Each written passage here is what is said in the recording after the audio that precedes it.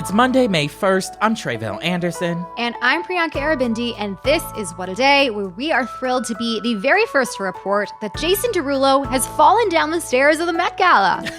That man will never know peace at really any never. event that has stairs.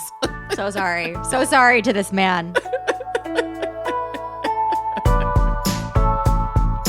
On today's show, federal regulators will weigh the fate of another regional bank. Plus, the government is reportedly scaling back on its own drug screening rules to entice more young workers. Yes, because, the young workers like to puff, puff, pass, honey. All right. Exactly. But first, the legislative fuckery in Republican-led state legislatures continues. The last few weeks especially, we've brought y'all a number of stories about how conservatives are working overtime to not only legislate and spread hate, but to try and silence those opposing them. So late last week, Montana became the latest state to ban or restrict gender-affirming healthcare for trans young people. This is the legislation that Representative Zoe Zephyr, the state's first trans lawmaker, was censured for, saying its supporters would have blood on their hands if they passed it, and they did it anyway.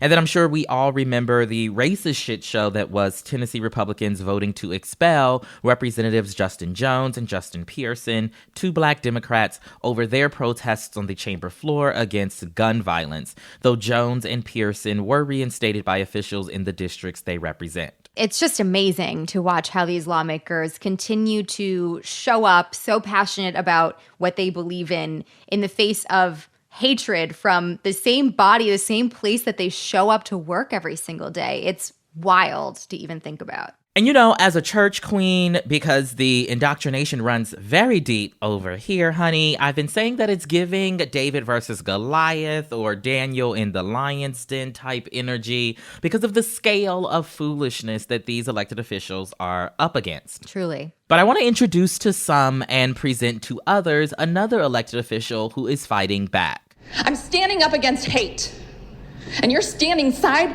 by side, shoulder to shoulder with hate. That is the voice of Nebraska State Senator Machaela Cavanaugh. She represents the state's 6th district and has been standing oh so firmly in the way of her Republican colleagues who want to ban gender-affirming care for trans youth in the state by filibustering every single bill that comes to the floor. She said a number of weeks ago that she would, quote, burn this session to the ground, and baby, she is doing just that. In fact, when I had the chance to chat with Senator Machaela Cavanaugh late last week, we caught her literally minutes after she and her colleagues narrowly blocked a 6-week abortion ban from advancing, ensuring that the medical procedure remains legal in Nebraska. I started by asking her about the response she's received from her constituents and colleagues since she set out on this path of filibustering everything that comes to the floor. From my constituents, it's been a huge amount of support. I am constantly being approached by people thanking me, people in law enforcement thanking me, people in healthcare thanking me, parents, kids, teenagers thanking me, which is just really overwhelming. But it also helps to know that this is exactly what I'm supposed to be doing and why I am here. My colleagues are not thanking me quite so much. I am standing in the way. Well, let me rephrase that. I am not standing in the way. They are standing in the way of their bills moving forward because of their vote on LB 574, the anti-gender affirming care bill. I am just forcing them a little bit on it. So yeah, we have passed, I think now we're up to 3 bills.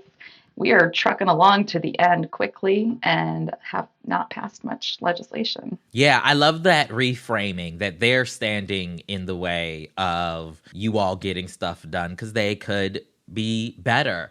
I know that you've been, reading and exploring a variety of things as you've been filibustering. Could you tell us about some of those things you've been reading or saying to kind of fill the hours of the debate? I understand that you've killed time talking about your favorite Girl Scout cookies or the plots to animated movies that your kids might be watching. How do you go about deciding what to talk about on any given day? I wing it a lot. So I try as much as I can to stay on the topic of the bill. But if you're spending 8 hours on a bill and it's 1 page long, That's a challenge. And so when I'm in that kind of position, once I run out of content that is relevant to the bill, I just talk about whatever strikes my fancy at the moment. I have an ongoing conversation with myself about the Oxford comma and the controversy over it, or whether you should use it or not use it. I also really like to talk about salad. I don't know how I got onto it, but I talk about salad a lot for some reason. I love that. You mentioned already that like some people have like criticized you for this particular strategy. They say that you're standing in the way of like getting things done, and even bills that like you might support, the quote unquote good ones.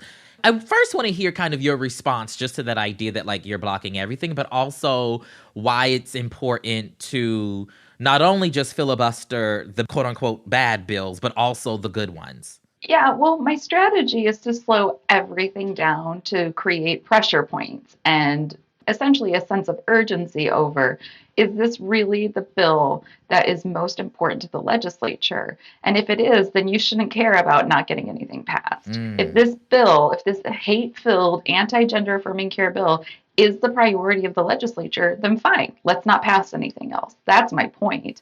And unfortunately, bills that I like, bills that I think are really worthwhile, might have suffered because of this.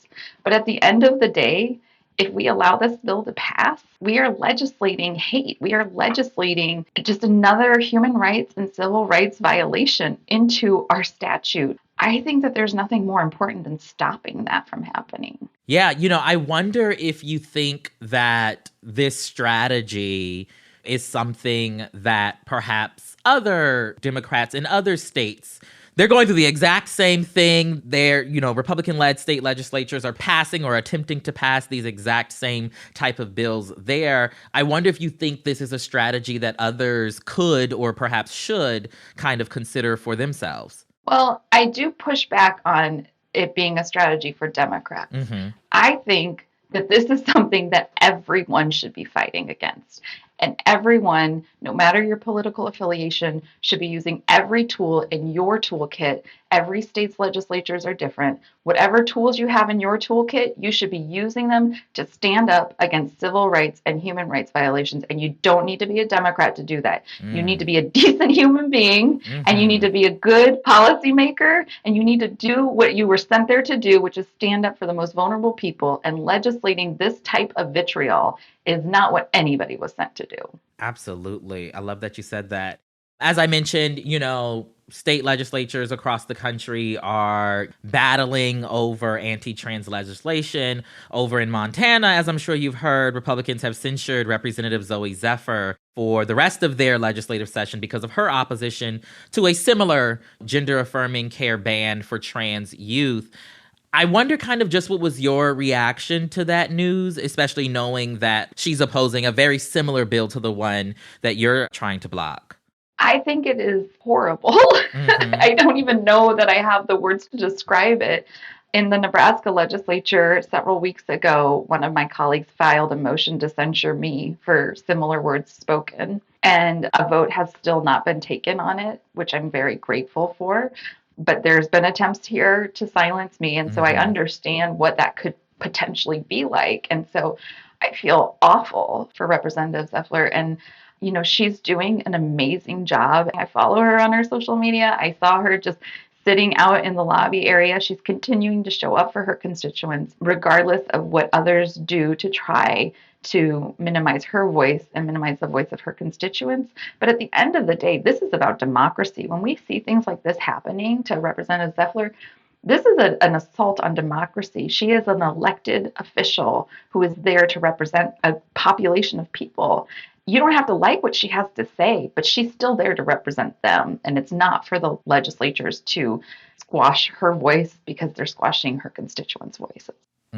Absolutely. The gender affirming care ban that you're trying to block is now in its, final round of voting. During debate over the bill, your colleague, Senator Megan Hunt, opposed the measure because it would prevent her trans child from getting the care that he needs.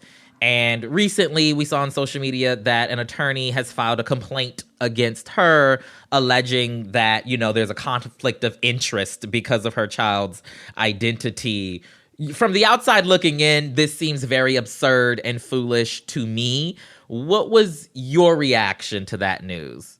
It is absurd and it is foolish. And to call that gentleman an attorney is probably a generous term and a disservice to the entire profession. It was a frivolous thing to do, and any self-respecting attorneys are members of the court, really, and they have a duty to not do things like this. So I think it's very egregious that happened. The number of things that are actual conflicts of interest in the Nebraska legislature that should be filed are not what's being taken up, but instead the fact that Senator Hunt has a transgender child, and that's just harassment. It's an attack on her. It's an assault on her child, and no one should stand for it. You've been at this filibustering for a few weeks now. I am sure. Nine.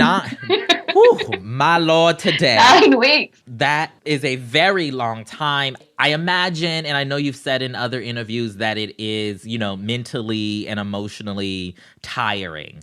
I'd love to know, before I let you go, what has kept you going all these weeks? What is encouraging you to push past the exhaustion to still show up and to still kind of execute this plan? Well, really, the thing that started it, the thing that keeps me going, the purpose of it all is that trans kids matter, that they need to see their elected officials fighting for them, not fighting against them, and I can't fail them.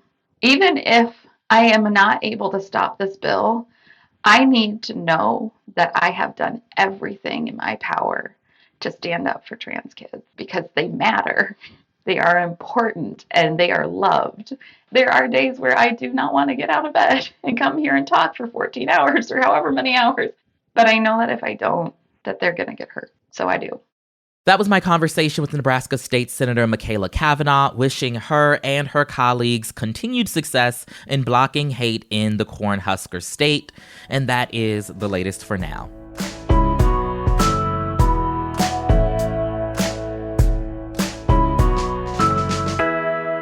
Let's get to some headlines. Headlines.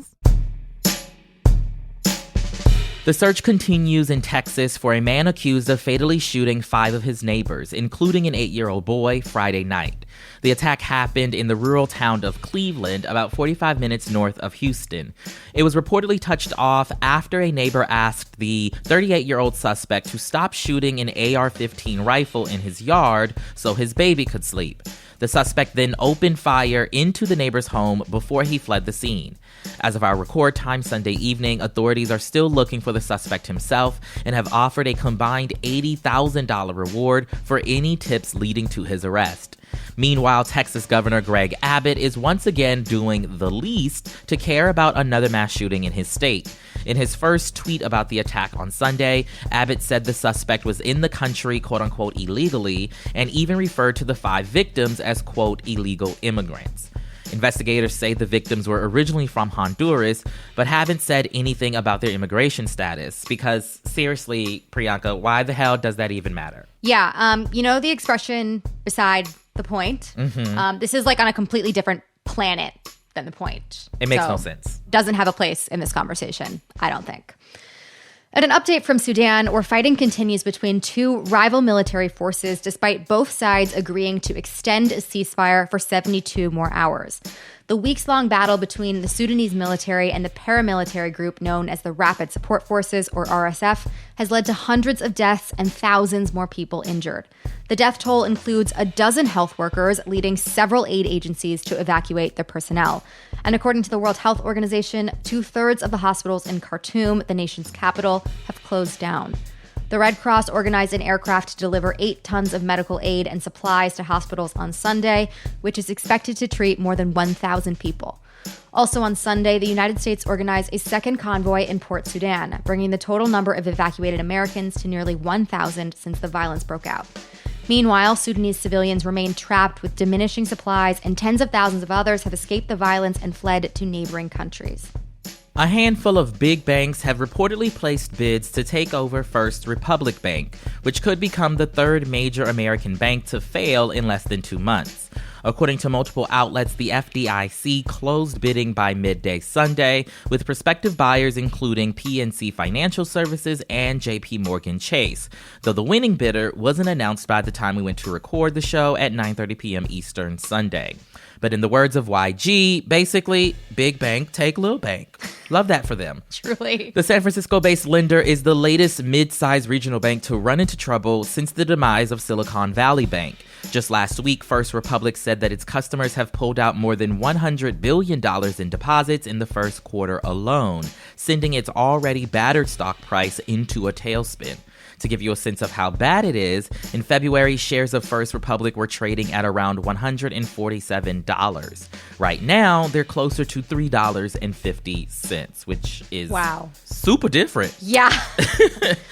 All of this comes despite the fact that First Republic received a $30 billion lifeline from nearly a dozen other banks shortly after the SVB fiasco. Yeah, that is the especially wild part to me. It's like they stepped up and did something that is so, I think, unique and not what you typically see in this industry, and it still wasn't enough. That's pretty crazy. Yeah.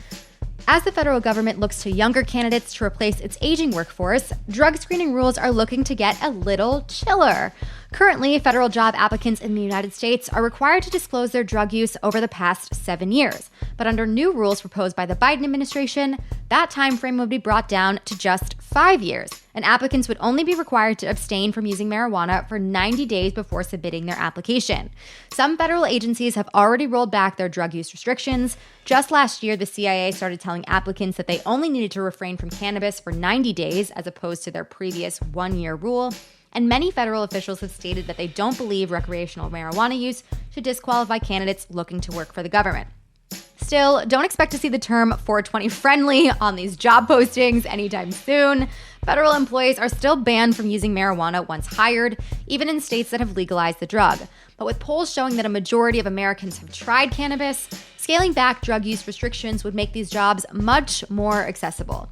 The Biden administration is expected to propose the rule change later this year. I'm sure the crazies over at Fox and like wherever else they hang out, now that Tucker Carlson isn't there, are going to take that super well. But I feel like it's just a good move to like get normal people working in the government. I mean, also, let's be real. We know plenty of federal workers who are doing a lot harder doing much worse than some marijuana, okay, than some reefer, as my granny used to call it. So I'm gonna need them to calm down, you know. Madison Cawthorn blew the lid off that one, never to be heard from again. Just pointing that one out. So yeah, this seems relatively harmless in comparison. Absolutely. And those are the headlines. We'll be back after some ads to recap all the well-meaning cringe of the White House Correspondents' Dinner. Hey, I'm Smokey Bear, and I made an assistant to help you out, because only you can prevent wildfires. Hey, Assistant Smokey Bear, call me Papa Bear, because I'm grilling up dinner. Do you get it? Yes, good job. So, what should I do with all these coals? Don't just toss them out. Put them in a metal container because those embers can start a wildfire. I understand. The stakes are high. Ha, ha, ha, ha. Learn more at SmokeyBear.com. Brought to you by the U.S. Forest Service, your state forester, and the Ad Council. As a small business owner, I'm always on the lookout for simple ways to get my name out there. And that's exactly what I get from my team at Office Depot Office Max. They created a huge banner just in time for Small Business Month, and then helped me design my business cards with the same look. It was simple to order, and my business cards were even ready the very same day. Plus, they've got a deal going on now for 40% off qualifying print orders of $150. It's just another way Office Depot Office Max helps me and my business be successful for Small Business Month and every month after. Friday. It's almost like whoever named Friday knew it should be celebrated with free fries. Free Fries Friday at McDonald's. Free medium fries with any purchase of $1 or more on the app. Valid once per day through 12/31/23 at participating McDonald's, excludes tax. It's Monday, Wad Squad, and for today's Temp Check, we are talking about the White House event that boldly asks, what if the press had a Golden Globes with no awards? The annual White House Correspondents' Dinner came and went this past Saturday, hosted by The Daily Show's Roy Wood Jr. As part of his duties, Wood took aim at Washington politics. In a joke about France's recent retirement age protests, he quipped, "Meanwhile, in America, we have an 80-year-old man begging us for 4 more years of work." While the night has long stood as a celebration of the free press, plenty of non-journalists were also among the 2,600 or so guests in attendance. Julia Fox was there. She posed for a picture with Chuck Schumer, of all people. The Property Brothers did some light sketch comedy, and even Bravo's own Lisa Vanderpump showed up on the red carpet. Truly a who's who got over there. The night wasn't all fun and games, though, as Saturday's event saw strong calls for the release of the wrongfully detained American journalists Evan Gershkovich in Russia and Austin Tice in Syria. As is tradition, President Biden stood and delivered some jokes at the top of the show, poking fun at DeSantis and Trump, Rupert Murdoch, and of course, himself. Before handing the podium over to Roy Wood Jr., he left the crowd with this. I'm going to turn this over to Roy. Roy, the podium is yours. I'm going to be fine with your jokes, but I'm not sure about Dark Brandon. Oh, God.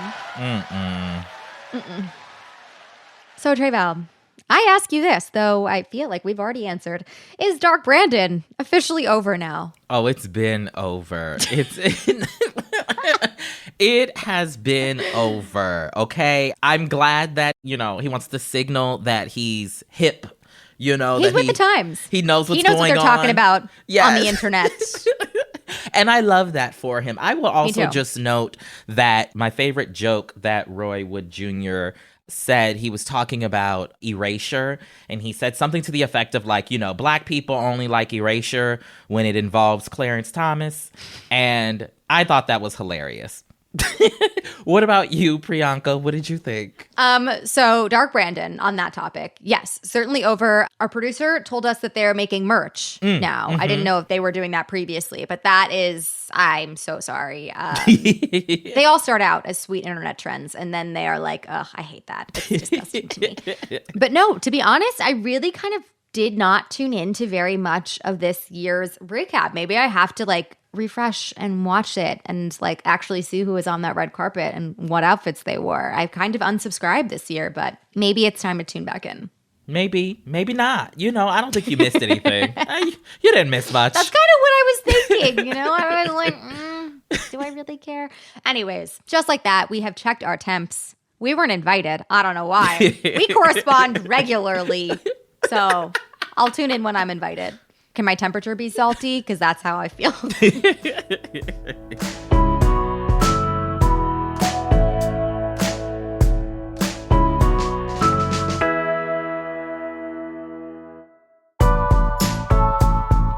That's all for today. If you like the show, make sure you subscribe, leave a review, let your federal employees chill out, and tell your friends to listen. And if you're into reading and not just the always confusing Met Gala themed statement like me, What a Day is also a nightly newsletter. Check it out and subscribe at crooked.com/subscribe.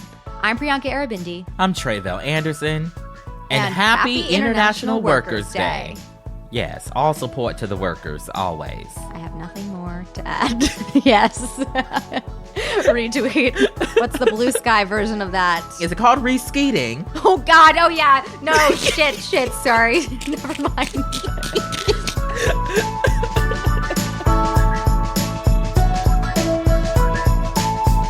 What a Day is a production of Crooked Media. It's recorded and mixed by Bill Lance. Our show's producer is Itzi Quintanilla, and Raven Yamamoto is our associate producer. Jossie Kaufman is our head writer, and our senior producer is Lita Martinez. Our theme music is by Colin Gilliard and Kashaka.